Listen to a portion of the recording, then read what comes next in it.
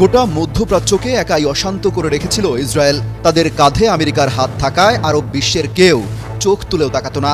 একাই সেই বেপরোয়া অপ্রতিরোধ্য নেতানিয়াহু বাহিনীকে নাকানি চুবানি খাইয়ে ছাড়ছে ইরান। বুক চিতিয়ে জানান দিচ্ছে, বাঁচতে হলে শিরদার উঁচু করে বাঁচতে হবে। মাটির নিচে বাংকার থেকে বেরিয়ে ইসরায়েলের ধ্বংসস্তূপ দেখে হতাশ নেতানিয়াহু ইসরায়েলের প্রধানমন্ত্রীর অফিসিয়াল সোশ্যাল প্ল্যাটফর্মে সেই ভিডিও প্রকাশ করে। ভিডিওতে দেখা যায় প্রধানমন্ত্রী বেঞ্জামিন নেতানিয়াহু বাত ইয়েমে একটি হাসপাতালের সামনে ধ্বংসস্তূপ পরিদর্শন করেন। সেখানে ইরানের সর্বোচ্চ নেতা আয়াতুল্লাহ আলী খামিনির প্রভাবশালী একজন উপদেষ্টা মার্কিন নৌবাহিনীর জাহাজে ক্ষেপণাস্ত্র হামলা ও হরমুজ প্রণালী বন্ধ করে দেওয়ার হুঁশিয়ারি দিয়েছেন। এই প্রণালী বিশ্বজুড়ে জ্বালানি তেল পরিবহনের প্রধান রুটগুলোর একটি। মুদ্রার বিপরীত পিঠ দেখতে শুরু করেছে ইসরায়েলিরা, যে হাতে লেগে আছে শিশুর রক্ত, যারা ফিলিস্তিন জনগোষ্ঠীর অস্তিত্ব শেষ করার মিশনে নেমে গণহত্যা চালিয়ে যাচ্ছে বছরের পর বছর। এবার সেই একই আঘাত আসতে শুরু করেছে তাদের ওপর। কেউ যদি প্রশ্ন করে ডোনাল্ড ট্রাম্পের কোন জিনিসটা প্রেডিক্ট করা যায়, আমার জবাব হবে এরকম, তার আনপ্রেডিক্টেবিলিটিটাই প্রেডিক্ট করা যায়। কতটা আনপ্রেডিক্টেবল সেটাই আসলে আমরা কখনো খুঁজে পাবো না। ওয়েস্টে কেউ ফান্ড করে এমনও বলে যে ট্রাম্পকে প্রেডিক্ট তিনি নিজেও সম্ভবত করতে পারেন না। তিনি ইরানের পক্ষ থেকে বলা হয়েছে, যদি তৃতীয় কোনো শক্তি এই যুদ্ধে জড়িত হয় তা নিশ্চিতভাবে ইসরায়েলের জন্য নরক পরিণতি ডেকে আনবে। এর পাশাপাশি মধ্যপ্রাচ্যে এই যুদ্ধ ছড়িয়ে পড়বে।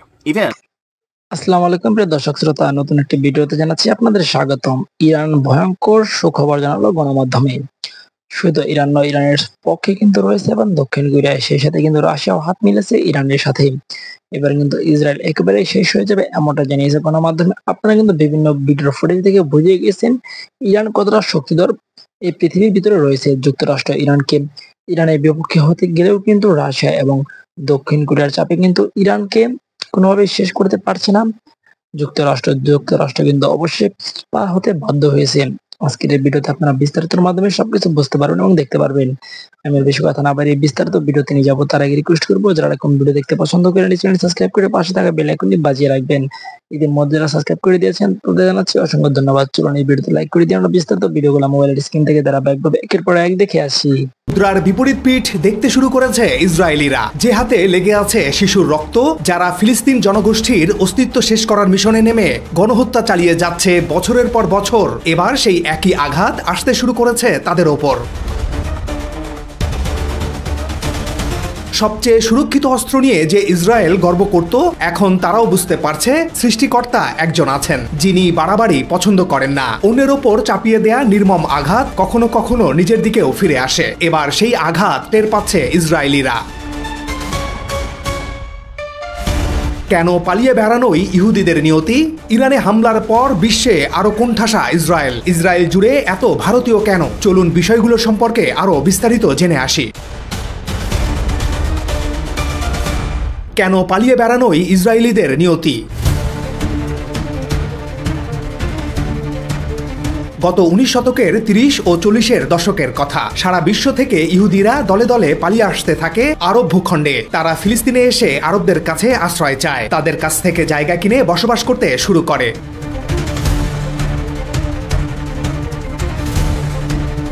দ্বিতীয় বিশ্বযুদ্ধের পুরোটা সময় জুড়ে জার্মানির এডলফ হিটলার যখন ইহুদি নিধন শুরু করে, বিশেষ করে পোল্যান্ডে ব্যাপকভাবে ইহুদিদের হত্যা করা হয়, তখন আরো বেশি ইহুদি বিশ্বের বিভিন্ন প্রান্ত থেকে চলে আসেন আজকের দখলদার রাষ্ট্র ইসরায়েলে। গত 70 থেকে 80 বছরে সারা বিশ্বের নানা প্রান্ত থেকে ইহুদিরা ঠিকানা খুঁজতে ইসরায়েলে এসেছেন, সেখানে থেকেছেন, আবার সেখান থেকেও পালিয়ে গেছেন। এই পালানোই তাদের অনিবার্য নিয়তি হয়ে উঠেছে। ইরানে হামলার মাধ্যমে ইসরায়েল আবারও পরিণত হচ্ছে পলাতক উপত্যকায়। ইরানের পাল্টা হামলায় এরই মধ্যে ইসরায়েলের 8000-এর বেশি মানুষ বাস্তুচ্যুত হয়েছে। ইরানের একের পর এক ব্যালিস্টিক ক্ষেপণাস্ত্র ও ড্রোন হামলার পর ইসরায়েলের অভ্যন্তরে তৈরি হয়েছে ভয়াবহ মানবিক সংকট। বরাবরই ইসরায়েলিরা ভীতু জাতি, সবসময় তাদেরকে তাড়া করে ফেরে এক ভয়। সেই ভয় নিজেদের অস্তিত্ব টিকিয়ে রাখা নিয়ে। এই ভয় ইসরায়েলের সাধারণ মানুষ থেকে সর্বোচ্চ ক্ষমতাবান নেতানিয়াহু পর্যন্ত। ইরানের হামলা থেকে বাঁচতে দেশ থেকে পালাচ্ছেন ইসরায়েলিরা। জীবন বাঁচাতে ইহুদিরা পরিবার পরিজন নিয়ে বন্দর ও এয়ারপোর্টের দিকে ছুটছে। কেউ জাহাজে, কেউ ছোট নৌকায় আশ্রয় খুঁজছে নিকটবর্তী সাইপ্রাস, গ্রিস, এমনকি ইউরোপের বিভিন্ন দেশে যাওয়ার জন্য। দেশটির গণমাধ্যম টাইমস অব ইসরায়েলের এক প্রতিবেদনে এই তথ্য উঠে এসেছে। ইসরায়েলের অন্য এক গণমাধ্যম জানিয়েছে, ক্ষতিগ্রস্ত অবকাঠামো, বাড়িঘর এবং যানবাহনের জন্য ইতোমধ্যে দেশটির প্রপার্টি ট্যাক্স ক্ষতিপূরণ তহবিলে প্রায় 30,000 আবেদন জমা পড়েছে।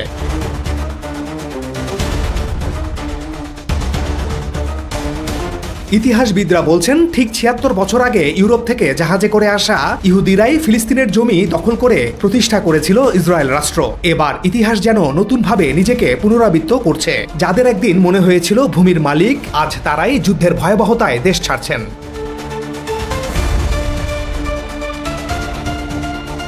বিশ্বমঞ্চে ইসরায়েলকে তুলোধুনা। জাতিসংঘে ইসরায়েলকে কার্যত তুলোধুনা করেছে পাকিস্তান, চীন, রাশিয়া ও আলজেরিয়া। সংস্থাটির নিরাপত্তা পরিষদের এক জরুরি বৈঠকে ইরানের ওপর সামরিক আগ্রাসন নিয়ে ইসরায়েলের সমালোচনা করে দেশগুলো। এই 4টি দেশ হুঁশিয়ারি উচ্চারণ করে বলেছে, ইরানের ওপর এই হামলা পুরো অঞ্চলকে অস্থিতিশীল করে তুলতে পারে। শনিবার 21 জুন এই তথ্য জানিয়েছে সংবাদ মাধ্যম টিআরটি ওয়ার্ল্ড। সংবাদ মাধ্যমটি বলছে, ইরানের ওপর ইসরায়েলের সামরিক হামলার কঠোর সমালোচনা করে দেশগুলোর প্রতিনিধিরা বলেন, পারমাণবিক স্থাপনায় হামলার যে নজির তৈরি করা হয়েছে তা ভবিষ্যতের জন্য বিপজ্জনক।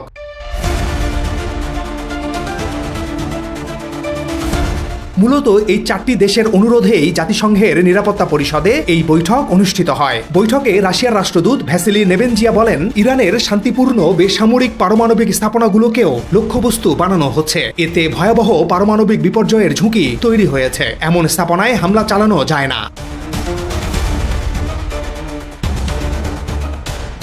চীনের রাষ্ট্রদূত ফু কং বলেন, ইসরায়েলের এই হামলা আন্তর্জাতিক আইন ও আন্তর্জাতিক সম্পর্কের নিয়ম লঙ্ঘন করেছে। এটি ইরানের সার্বভৌমত্ব ও নিরাপত্তাকেও ক্ষুণ্ণ করছে এবং গোটা অঞ্চলের শান্তি ও স্থিতিশীলতা বিপন্ন করছে।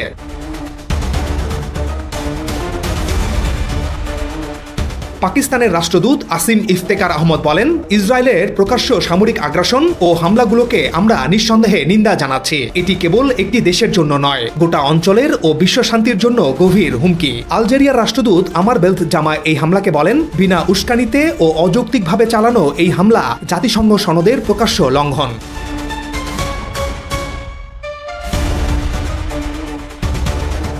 এদিকে ইসরায়েল নিয়ে বৈঠক বসতে যাচ্ছে ইউরোপীয় ইউনিয়নের কয়েক দেশ। গাজা ইস্যুতে গণহত্যাকারী ইসরায়েলের সাথে বাণিজ্য বন্ধে নতুন সিদ্ধান্তে আসতে যাচ্ছে ইউরোপ। ইসরায়েল ইতিমধ্যে পশ্চিম তীরে 100টিরও বেশি বসতি নির্মাণ করেছে, যেখানে 5 লাখের বেশি বসতি স্থাপনকারী রয়েছেন। এসব অঞ্চলে 30 লাখের বেশি ফিলিস্তিনি ইসরায়েলি সামরিক শাসনের অধীনে জীবনযাপন করছেন।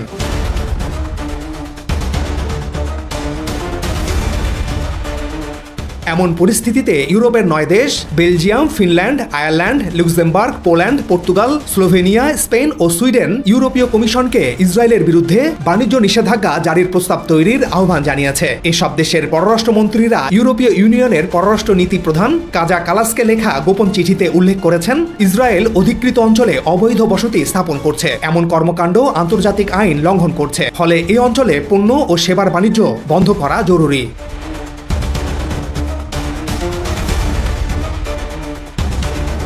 ইইউ বর্তমানে ইসরায়েলের বৃহত্তম বাণিজ্যিক অংশীদার। 2024 সালে উভয় পক্ষের পণ্য বাণিজ্যের পরিমাণ ছিল 42.6 বিলিয়ন ইউরো। বেলজিয়ামের পররাষ্ট্রমন্ত্রী ম্যাক্সিম পিভোট রয়টার্সকে বলেন, ইউরোপের বাণিজ্য নীতি আন্তর্জাতিক আইনের সঙ্গে সঙ্গতিপূর্ণ হওয়া উচিত। বাণিজ্য আমাদের নৈতিক ও আইনি দায়িত্ব থেকে বিচ্ছিন্ন হতে পারে না।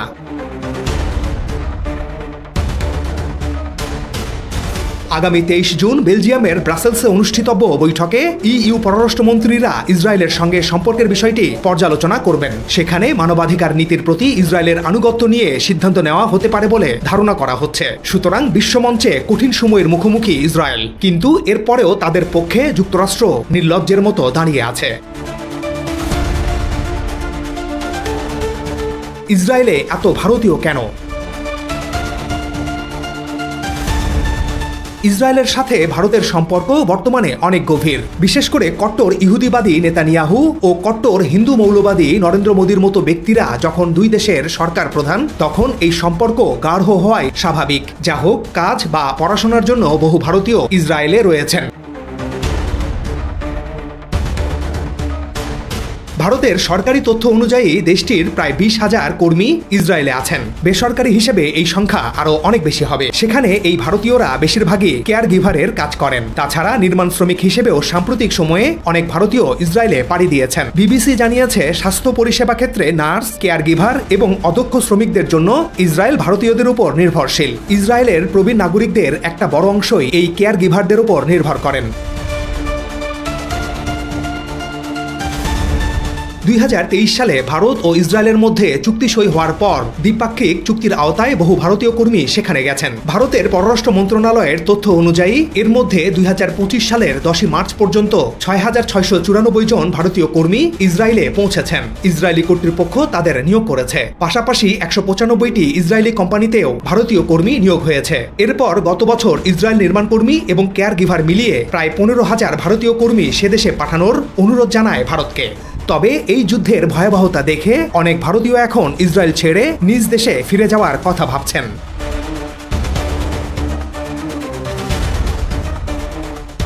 দিন যত যাচ্ছে সারা বিশ্বে ঘৃণা কুড়িয়ে চলছে ইসরায়েল। বিশ্বের বিভিন্ন দেশে খ্রিস্টানদের হাতে মার খাচ্ছে ইহুদিরা। একটি পলাতক জাতি গণহত্যাকারী সরকারকে সহযোগিতার খেসারও দিয়ে যাচ্ছে। আর তাদের প্রতি বেহায়ার মতো ভারতের সমর্থনকে আপনারা কিভাবে দেখছেন? প্লিজ মন্তব্য করে জানান। ভারতের কট্টর হিন্দু মৌলবাদীরা কি এক একটা নেতানিয়াহু?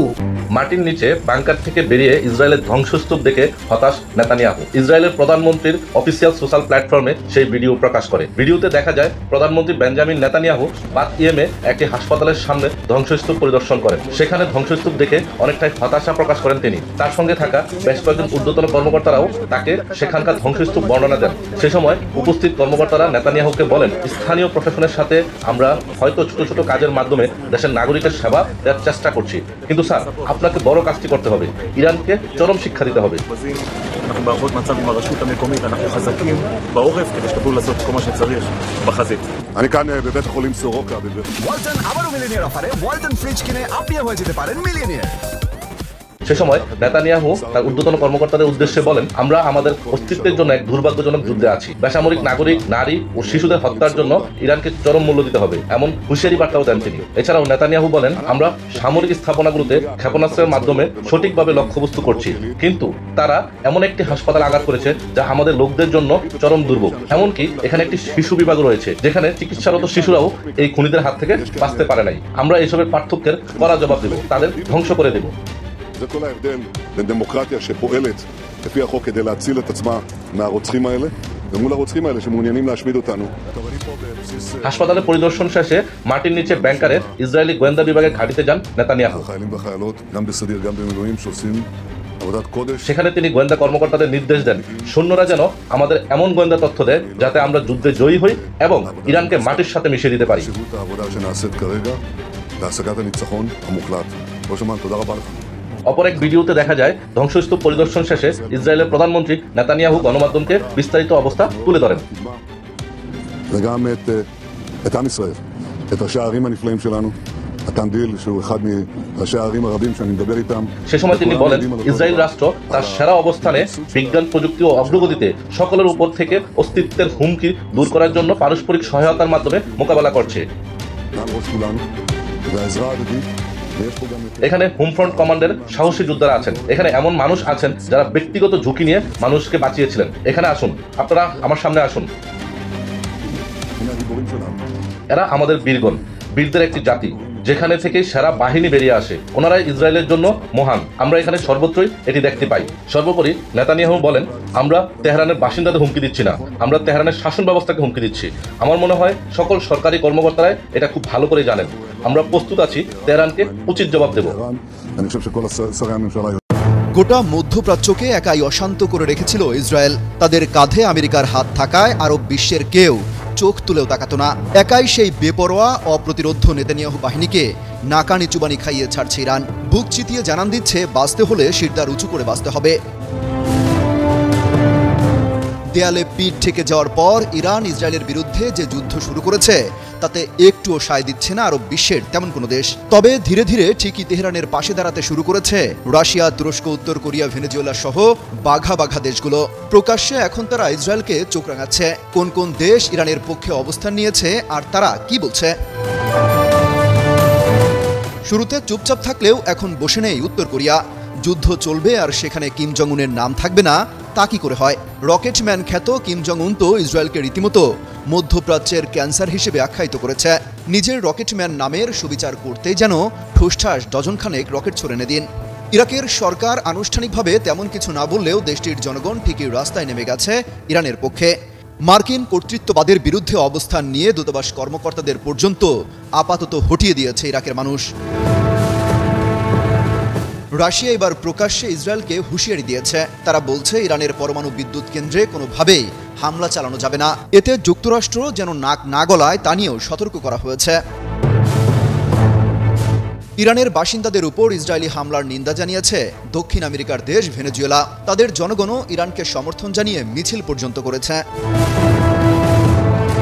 ইরানের পক্ষে সরাসরি অবস্থান নেওয়া দেশগুলোর তালিকায় রয়েছে চীনের নামও। ইসরায়েলি গোয়েন্দা সংস্থার অভিযোগ, যুদ্ধ পরিস্থিতির মধ্যে ইরানে কার্গো বিমান পাঠিয়েছে চীন। সেই বিমানে করে সামরিক সরঞ্জাম পাঠানো হয়েছে কিনা সেই প্রশ্নও রাখে তেল আবিব। তুরস্ক তো রীতিমতো ইরানের পক্ষ নিয়ে ইসরায়েলকে সকাল বিকাল হুমকি দিচ্ছে। হামলা বন্ধ করারও আহ্বান জানিয়েছেন এরদোয়ান। শুধু তাই নয়, তুর্কি সেনারা যুদ্ধের প্রস্তুতিও নিচ্ছে। এছাড়া পাকিস্তান তো রীতিমতো ঘোষণা দিয়েছে যে কোনো সংকটে ইরানের পাশে থাকবে ইসলামাবাদ। তবে মার্কিন প্রেসিডেন্ট ডোনাল্ড ট্রাম্প পাকিস্তান সেনাপ্রধানকে ডেকে নিয়ে কি তাবিজ বেঁধে দিয়েছেন তা এখনো জানা যায়নি।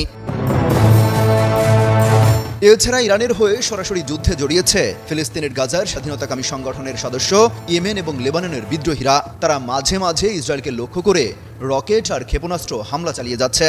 ইরানের পক্ষ থেকে বলা হয়েছে যদি তৃতীয় কোনো শক্তি এই যুদ্ধে জড়িত হয় তা নিশ্চিতভাবে ইসরায়েলের জন্য নরক পরিণতি ডেকে আনবে। এর পাশাপাশি মধ্যপ্রাচ্যে এই যুদ্ধ ছড়িয়ে পড়বে।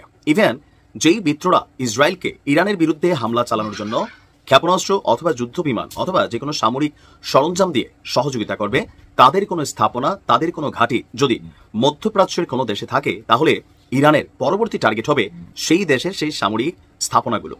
এখন দুই দেশ যেভাবে পাল্টাপাল্টি বক্তব্য দিচ্ছে, এবং আমরা যখন কথা বলছি আন্তর্জাতিক গণমাধ্যমগুলো এই নিউজগুলো দিচ্ছে না, মিডল ইস্ট আই মনিটর, এই যে একটা আরবি চ্যানেল, তারা যে তথ্য প্রতিবেদন সামনে আনছে, এখান থেকে তো নিশ্চিত যে তৃতীয় বিশ্বযুদ্ধের পথেই হাঁটছে আপনার বিশ্ব। ভবিষ্যৎবাণী ছিল 2025 সালের শেষে ভয়ঙ্কর যুদ্ধ ছড়িয়ে পড়বে ইউরোপেও। দর্শক, আপনার ইরানের হামলায় ইসরায়েলের প্রতিরক্ষা ক্ষেপণাস্ত্রের অবস্থা খুবই বাজে অবস্থা। আমরা বলছিলাম যে ইরানের পতাকা ফাঁড়ে তাদের যে আকাশ প্রতিরক্ষা সিস্টেম সেটা অনেকটা ব্যর্থ হয়ে গেছে। ইভেন মেশিনারির সংকট আছে। এর মাঝখানে ইরানের প্রতিনিয়ত হামলায় ইসরায়েল ব্যাপক ক্ষয়ক্ষতির শিকার হচ্ছে। এই অবস্থায় মিত্রদের কাছ থেকে অস্ত্রশস্ত্র সহযোগিতা চেয়েছিল ইসরায়েল।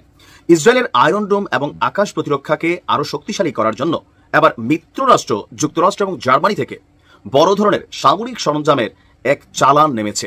প্রায় একটা দুইটা না, 1 ডজন চালান এসেছে ইসরায়েলে। মিডল ইস্ট মনিটরের এক প্রতিবেদনে বলা হয়েছে যে ইরানের সঙ্গে চলমান সংঘাতের মধ্যে যুক্তরাষ্ট্র এবং জার্মানি থেকে 14টি কার্গো বিমান, বিশাল বিশাল এই বিমান ভর্তি করে আপনার সামরিক সহযোগিতা পাঠিয়েছে জার্মানি এবং যুক্তরাষ্ট্র। ইসরায়েলের প্রতিরক্ষা মন্ত্রণালয় এক বার্তায় এই তথ্য নিশ্চিত করেছে। এসব বিমান সামরিক সরঞ্জাম এবং রসদ বহন করে নিয়ে আসছে, যা ইসরায়েলের সেনাবাহিনীর অপারেশনাল প্রস্তুতিকে জোরদারে সহায়তা করবে। এই চালানটি 13ই জুন থেকে ইরানের বিরুদ্ধে যে সামরিক অভিযান চালাচ্ছে ইসরায়েল, সেই অভিযানকে আকাশ এবং সমুদ্রপথে সহায়তা করার জন্য পাঠানো হয়েছে। বলা হয়েছে যে আপনার এ পর্যন্ত আপনি দেখেন 2023 সালের 7ই অক্টোবর থেকে 25 জুন, 2 বছরের কাছাকাছি 800রও বেশি কার্গো বিমান পাঠিয়েছে এই রাষ্ট্রগুলো। এখন এই সিচুয়েশনের মধ্যে ইরানের যে বার্তা বা তাদের এই বার্তা, আপনি দেখেন দুইটা রাষ্ট্র, কোন দুইটা রাষ্ট্র যারা রাশিয়ার বিরুদ্ধে খুবই অ্যাক্টিভ, এবং কি এই ইরান ইসরায়েল যুদ্ধে জার্মানির যে বক্তব্য ছিল যে নোংরা কাজটা আমরা করতাম না, সেটা ইসরায়েল করে দিচ্ছে, সো আমাদের উচিত ইসরায়েলকে সহযোগিতা করা। আবার G7 এর যে বৈঠক হয়েছে সেখানেও তারা একমত হয়েছে ইসরায়েলকে সহযোগিতা করবে। তো সহযোগিতা তারা পাঠাচ্ছে। এখন এই যে পাঠাচ্ছে, আগে পাঠাইছে, পার্থক্য আছে। এই তথ্য গণমাধ্যমে আসার পর ইরানের প্রেসিডেন্ট মাসুদ পেজেশকিয়ান তিনি কড়া বার্তায় হুঁশিয়ারি দিয়েছেন এই রাষ্ট্রগুলোকে। ইভেন বলছেন যে এবারের বিষয়টা ভিন্নভাবে নিয়েছে ইরান।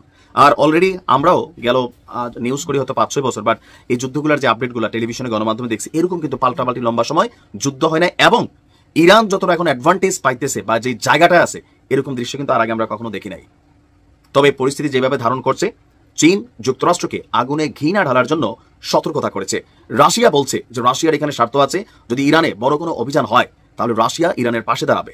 তার মানে একটা কেউ যদি প্রশ্ন করে ডোনাল্ড ট্রাম্পের কোন জিনিসটা প্রেডিক্ট করা যায়, আমার জবাব হবে এরকম, তার আনপ্রেডিক্টেবিলিটিটাই প্রেডিক্ট করা যায়। কতটা আনপ্রেডিক্টেবল সেটাই আসলে আমরা কখনো খুঁজে পাবো না।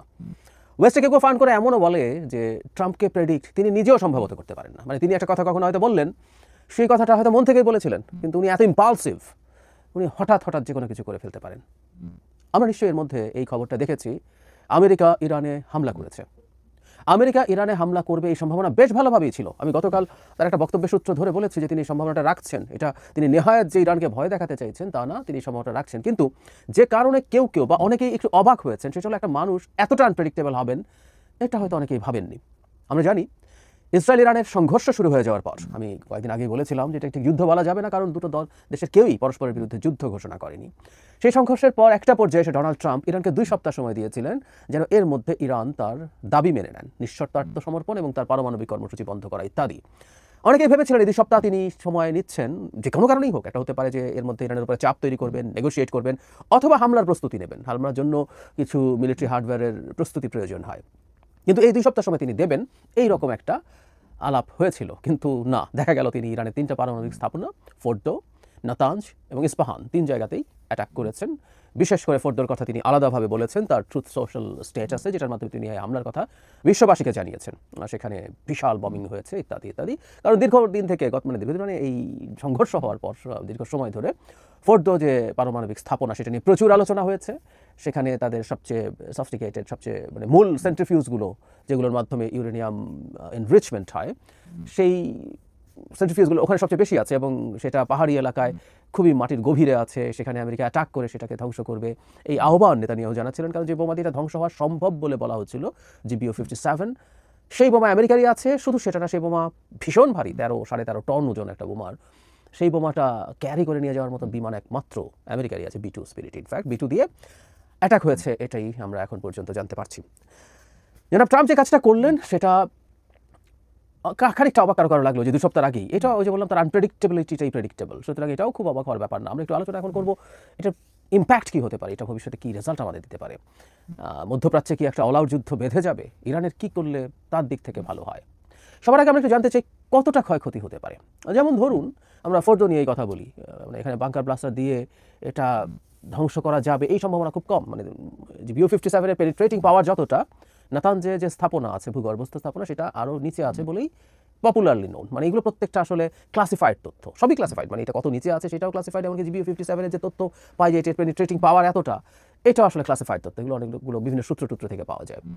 তো ইভেন এমন বলা হয়েছে যে একটা বোমা না, একটা বোমা মারা হলো, সেটার একটা ক্রেটার তৈরি হলো, সেখানে ঠিক একই পয়েন্টে আরেকটা, তাহলে সেটা আরও বেশি ভেতরে যাবে, তারপর আরেকটা এরকম বেশ কয়েকটা হামলা করলে হয়তো নাতাঞ্জের ভূগর্ভস্থ জায়গা ধ্বংস করা যেত। যদিও ট্রাম্প দাবি করেছেন এটা ধ্বংস করা গেছে, পুরোপুরি ধ্বংস করা গেছে। আবার ইরানের দিক থেকে বলা হচ্ছে এখানে কিছুই হয় নাই, যেটা প্রবেশ পথে সামান্য কিছু এদিক সেদিক হয়েছে, কিন্তু মেজর কিছু হয়নি। কিন্তু তার চাইতে জরুরি কথা, খুবই প্রেডিক্টেবল একটা হামলা এখানে হবে, এখানে বা অন্যান্য নিউক্লিয়ার যে সাইটস আছে সেখানে হবে, এটা তো ইরান জানে। তো কি হয়, আমরা যখন কখনো বাসা ছেড়ে চলে যাই, বাসায় তালা দিয়ে যাই, ঢাকা বা বিভিন্ন শহরে ডাকাতি হয়, মানে আমরা ডাকাতি বলি কিন্তু এগুলো আসলে বার্গলারি, আমার ঘর ভেঙে ঢুকে জিনিসপত্র নিয়ে যায়। আমরা দামি জিনিসপত্র সামলে নেই, স্বর্ণ থাকলে সেটা নিয়ে যাই, সাথে কারো কাছে দিয়ে যাই, টাকা নিয়ে যাই, দিয়ে যাই। সো আমরা একটা রিস্ক খুবই কম থাকলেও সেটা অনুযায়ী আমরা সাধারণ মানুষের ব্যবস্থা নেই। কথাটা এই জন্য বললাম, যা যা করা হলো, ধরে নিলাম যে ফোর্দো পুরো ধ্বংস করে ফেলা গেছে, ইরান তার ফিসাইল ম্যাটেরিয়াল এখানে রাখার তো কোনো কারণ নেই। তার সেন্ট্রিফিউজের একটা বড় অংশ সেখান থেকে সরিয়ে ফেলার কথা। ইরানের সাথে ইসরায়েলের যখন সরাসরি আক্রমণই শুরু হলো, আমাদের মনে আছে নিশ্চয়ই সিরিয়াতে ইরানি কনসুলেটে হামলার পর পরস্পর ইসরায়েল পরস্পরকে হালকাভাবে খুব মিন করে খুব ধ্বংস করার জন্য অ্যাটাক করেনি, কিন্তু হামলা শুরু করেছে। তো তখন থেকেই ধারণা করা যায় তারা এই জিনিসগুলো সরিয়ে ফেলেছে। আর গত কিছুদিনে তো তারা বড় স্কেলে সেটা সরিয়ে ফেলার কথা। এটা খুবই মানে সাধারণ কাণ্ডজ্ঞান। ইরানও তাই দাবি করছে যে তাদের জিনিসপত্র ওখানে নাই, তারা এগুলো সরিয়ে ফেলেছেন। ফলে আমেরিকার এই হামলাটা কি তাহলে শুধুমাত্র ফেস সেভিং? এবং আমি এটাও বলতে চাই, নিউক্লিয়ার যে স্থাপনা তার চাইতে একটা বড় মাথা ব্যথা এখন ইসরায়েল এবং আমেরিকার আছে। এটা সবচেয়ে জরুরি ব্যাপার, আসবো সেই জায়গায়। এখন ইরান কি করতে পারে? ইরান শুরু থেকেই পাল্টা হুমকি দিচ্ছিল, আমেরিকা যদি হামলা করে এটা মধ্যপ্রাচ্যে একটা ওয়াইড স্প্রেড যুদ্ধ শুরু করে দিতে পারে, কারণ ইরান আমেরিকার বিভিন্ন স্থাপনায় হামলা করবে। মধ্যপ্রাচ্যে আমেরিকার বহু জায়গায় আমেরিকার সামরিক ঘাঁটি আছে, সমুদ্রে আমেরিকার নৌবহর আছে, প্রত্যেক জায়গায় হামলা করবে এটা ইরান বলেছে। এবং এই যুদ্ধের পর মানে এই আমেরিকার এই হামলার পর ইরানের যে প্রধান ধর্মীয় গুরু আয়াতুল্লাহ আলী খামিনি, ধর্মীয় গুরু বলছে কিন্তু আসলে ডিফ্যাক্টো ইরানের প্রধান শাসক তিনি, তার উপদেষ্টা হামলার আহ্বান জানিয়েছেন। শুধু তাই না, আরেকটা আলোচনার ব্যাপার আছে, সেটা আলাদা ভিডিও করতে চাই, সেটা হচ্ছে হরমুজ প্রণালী, হরমুজ স্ট্রেইট, যেটা দিয়ে পৃথিবীর অয়েল ট্রান্সপোর্টের 1/3 মতো হয়, অয়েল অ্যান্ড গ্যাস। তো সেটা বন্ধ ইরান করে দেবে, সেরকম একটা ইরানের পক্ষে এটা সম্ভব। বন্ধ মানে হচ্ছে এটার রুটটাকে এতটাই রিস্কি করে তোলা যাতে জাহাজ আর দিক দিয়ে না যায়। আমরা জানি কিছুদিন আগে হুতিদের সাথে সংকটের সময় বাবাল মান্দেব যে স্ট্রেইটটা আছে সেটা দিয়ে তেল সরবরাহ বন্ধ হয়ে গিয়েছিল এবং জাহাজগুলোকে অনেক দীর্ঘ পথ ঘুরে ঘুরে আসতে হয়েছিল। সো একই রকম পদক্ষেপ ইরানের পক্ষে নেওয়া সম্ভব, কিন্তু এটা আবার খুব সহজও না, তার নানান ইস্যুতে নানান ক্যালকুলেশন। ইরান এটা করবে কিনা সেটা সময় বলবে। এখন ইরান রিটালিয়েট করবে কিনা সেটা হলো সবচেয়ে জরুরি প্রশ্ন। দুটো ইস্যু আছে।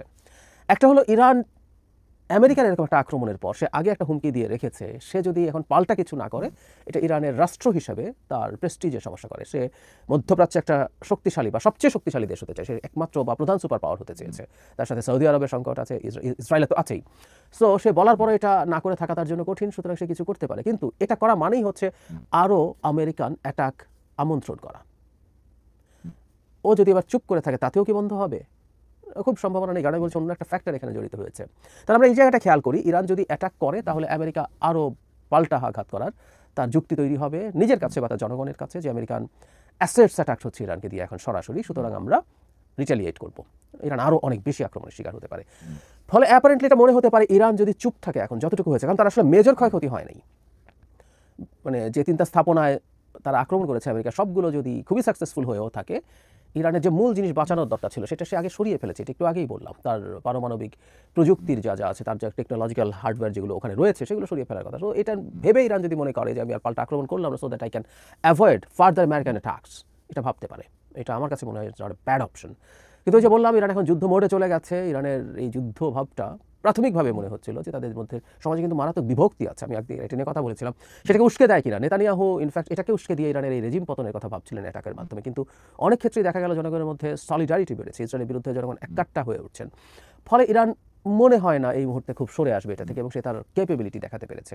ফলে খুব টাফ না হলেও, আমি আবারও বলছি, খুব টাফ না হলেও মোটা দাগে কিছু অ্যাটাক সে করতে পারে বলে আমি মনে করি। আমাদের মনে থাকার কথা, ইরাকে যখন কাসেম সুলাইমানিকে ড্রোন থেকে মিসাইল দিয়ে হত্যা করেছিল আমেরিকা, তখনও ট্রাম্প প্রেসিডেন্ট ছিলেন, তখন ইরান কিন্তু আমেরিকান কিছু বেসে এক ধরনের প্রতীকী হামলা করেছিল, ঠিক মেইন স্থাপনাগুলোতে না, কিন্তু বেস এরিয়াতে সে কিছু মিসাইল লঞ্চ করেছিল এবং সেই মিসাইলগুলো ওখানে হিটও করেছিল অল্প কিছু। সুতরাং তার ক্যাপেবিলিটি আছে এবং এই ধরনের কোনো প্রতীকী ধরনের হামলাও ইরান করতে পারে। সেই ক্ষেত্রে হয়তো সে ভাবতে পারে যে আমেরিকা আবার মেজর কোনো অ্যাটাক নিয়ে তার সামনে আসছে না। কিন্তু আমি গতকালই একটা ভিডিওতে বলেছিলাম, আপনাদের মনে থাকার কথা, আমেরিকাতে ওয়ার লবি আছে যারা সমরাস্ত্র বানায়, এটাকে ঘিরে যাদের ব্যবসা, শুধু সমরাস্ত্র যুদ্ধকে ঘিরে আরও নানান রকম ব্যবসা আছে, এইগুলোতে যারা আছে তারা একটা মধ্যপ্রাচ্যে ওয়াইড স্প্রেড যুদ্ধ বাঁধিয়ে দিতে চায়। যুদ্ধ মানেই মারাত্মক ব্যবসার ব্যাপার, সেই মানুষগুলোর অনেক ব্যবসা হবে। মধ্যপ্রাচ্যের প্রত্যেকটা দেশ যদি ইনসিকিউর ফিল করতে থাকে, তারা দীর্ঘদিন থেকে ইনসিকিউর ফিল করেছে, ইরানের সাথে আরও অনেকগুলো দেশের সংকট আছে, তারা খুবই হাই অ্যামাউন্টের মিলিটারি হার্ডওয়্যার প্রকিওর করেছে আমেরিকার কাছ থেকে, আরও করবে, সেটা আরও বাড়বে। তো সেই চেষ্টা তাদের দিক থেকে থাকতে পারে। ইরান তাহলে প্রতীকী করুক আর না করুক, আমেরিকা ফার্দার অ্যাটাক করার সম্ভাবনা উড়িয়ে দেওয়া যাবে না কোনোভাবেই। কিন্তু শুরুর দিকে একটা কথা বলেছিলাম যে নিউক্লিয়ার স্থাপনা একটা নতুন মাথা ব্যথা তৈরি হয়েছে, সেটা হচ্ছে ইরানের মিসাইল ক্যাপাসিটি। ইরানের ব্যালিস্টিক মিসাইলের যে ক্যাপাসিটি দেখা গেল ইসরায়েল আক্রমণ করার ক্ষেত্রে, শুধু সাধারণ ব্যালিস্টিক না, তার যে হাইপারসনিক মিসাইলস আছে, কিছু আছে, এই সক্ষমতাও ধ্বংস করা আসলে প্রয়োজন মনে করবে ইসরায়েল এবং আমেরিকা। কারণ ইসরায়েলে নিউক্লিয়ার ওয়েপন না, ইসরায়েলে যদি কনভেনশনাল ওয়েপন সমানে এরকম এসে পড়তে থাকে এবং যে কোনো সময় পড়ার ঝুঁকি থাকে, এটা ইসরায়েলের মানুষের যে একটা অসাধারণ নিরাপত্তা বোধ ছিল তাদের সরকারের প্রতি, সেটা কেটে যাবে এবং আস্তে আস্তে নেতানিয়াহুর বিরুদ্ধে জনমত তৈরি হবে।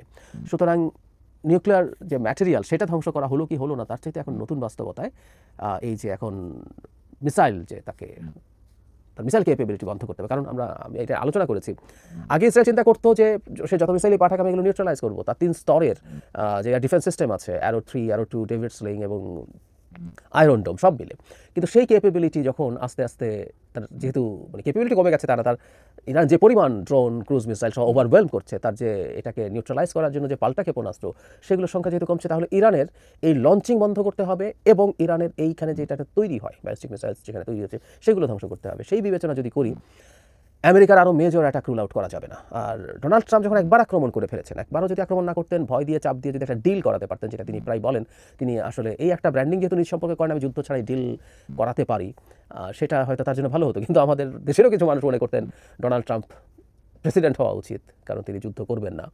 এটা হাস্যকর কথা ছিল, এটা নিশ্চয়ই তারা হাড়ে হাড়ে বুঝতে পারছেন। আমরা তখনও এই আলাপ অনেক করেছি। শুধু সেটা না, তিনি বেনিয়ামিন নেতানিয়াহুকে এমন বন্ধু বলছেন তার জাতির উদ্দেশ্যে ভাষণে, এরকম সম্পর্ক আগে কখনো কারো সাথে ছিল না। খানিকটা রাশিয়া যখন ইউক্রেন আক্রমণ করে তখন চায়নার উইদাউট লিমিটস যে বন্ধুত্বের কথা বলছেন সেই ধরনের বন্ধুত্বের কথা বলছেন।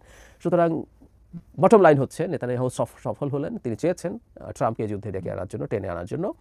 সেটার জন্য অনেক কিছুই হতে পারতো, অনেক পথ তিনি করতে পারতেন, কিন্তু সেটা হয়ে গেল। আমি ধারণা করি এখন আমেরিকা আসলে এতটুকুতে থেমে যাবে না। ইরান রিটালিয়েট করলে তো আমেরিকা এটাকে আবার ফার্দার এসকালেট করবেই, কিন্তু ইরান যদি নাও করে আমেরিকা সরে আসার সুযোগ নেই, এবং আমেরিকাকে এখানে ছড়িয়ে রাখার জন্য, এনগেজ রাখার জন্য ইসরায়েল আর অনেক কাজ করবে। এবং কি এই রকম আলোচনাও আছে যে সে তার মিসাইল ইন্টারসেপশন কিছু কমিয়ে দিচ্ছে, মানে তার যত সক্ষমতা আছে ততটা না দেখিও আরেকটা কমিয়ে দিচ্ছে, কিছু মিসাইলকে সে মাটিতে পড়তে দিচ্ছে, তার টার্গেটকে আঘাত করতে দিচ্ছে, মানুষের হতাহত হতে দিচ্ছে, যাতে এই মেসেজটা সে আমেরিকাকে দিতে পারে যে সে ভালনারেবল হয়ে পড়ছে, আমেরিকার জনগণকে দিতে পারে, সারা পৃথিবীতে যে ইহুদিরা অন্তত জায়নিজমে বিশ্বাসী তাদের উপরে যাতে চাপ তৈরি করা যায়, তারা যেন আমেরিকাকে চাপ তৈরি করে এই যুদ্ধে ইনভলভ হওয়ার জন্য। সুতরাং আমেরিকা মোটা দাগে এখানে ইনভলভ হবে। সো ইরান এই দফা যদি থেমেও থাকে, আমেরিকা যদি ক্রমাগত আক্রমণ করতে থাকে তার বিভিন্ন স্থাপনায়, ইরানকে তখন আসলে তার যা যা কথা ছিল, তার তো ক্যাপাবিলিটি আছে আমেরিকার বিভিন্ন সামরিক স্থাপনায় আঘাত করা, সেটা করতে সে হয়তো বাধ্যই হবে শেষ পর্যন্ত, এবং এটা মিডল ইস্টে একটা ওয়াইড স্প্রেড যুদ্ধ ছড়িয়ে দিতে পারে। এবং সেই পুরনো কথা আবারও বলি, কোনো একদিন তৃতীয় বিশ্বযুদ্ধ যদি আমরা রেকগনাইজ করি হয়েছে তখন। প্রিয় দেশবাসী, শুরু থেকে শেষ পর্যন্ত যারা এই ভিডিওটি দেখেছেন সকলকে জানাই অসংখ্য অসংখ্য ধন্যবাদ। যারা এরকম নিউজ ভিডিও পেতে পছন্দ করেন তারা অবশ্যই এই চ্যানেলটি সাবস্ক্রাইব করে পাশে থাকা বেল আইকনটি বাজিয়ে দিবেন। যারা এখন এই ভিডিওটি শেয়ার করেননি, এই ভিডিওটি দ্রুত শেয়ার করে সকলকে দেখার সুযোগ করে দিন। আজকের মতন এই পর্যন্ত, দেখা হচ্ছে পরবর্তী কোনো ভিডিও নিয়ে ইনশাল্লাহ।